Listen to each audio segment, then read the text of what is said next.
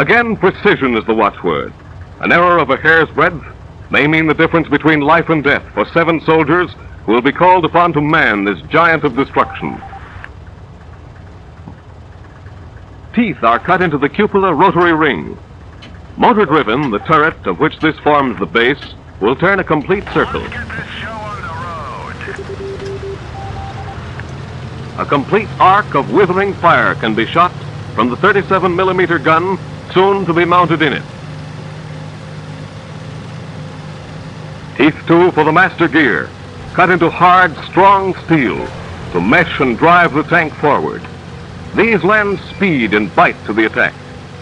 The modern tank is a complex mechanical marvel. Making of it involves the utmost ingenuity and correlation of manufacturing effort. We are building uncounted numbers of these machines, putting them to work, to labor with free men fighting for what they cherish.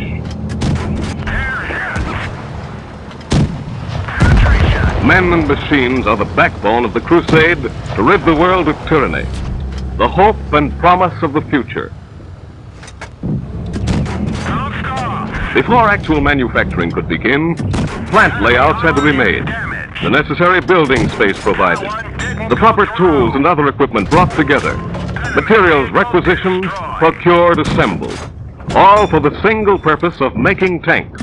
Giant multiple drills of sufficient weight and size to machine the heavy parts, boring dozens of holes in one downward motion, had to be designed and built. Here are the gears and flywheels of the punch press in one of dozens of departments, making parts which flow to the main assembly, into the finished tank. The oxygen pantograph torch, cutting out the sprocket gears that will guide the caterpillar tracks.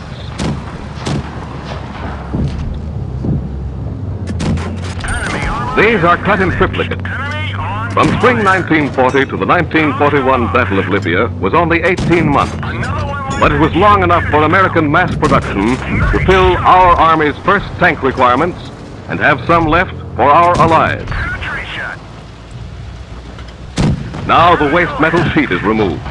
The material will be reclaimed, melted down, used again. The tips of the sprockets are flame hardened. Minimum weight is essential.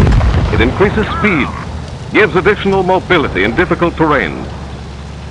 High alloy steels are used, which are heat treated to develop their full strength.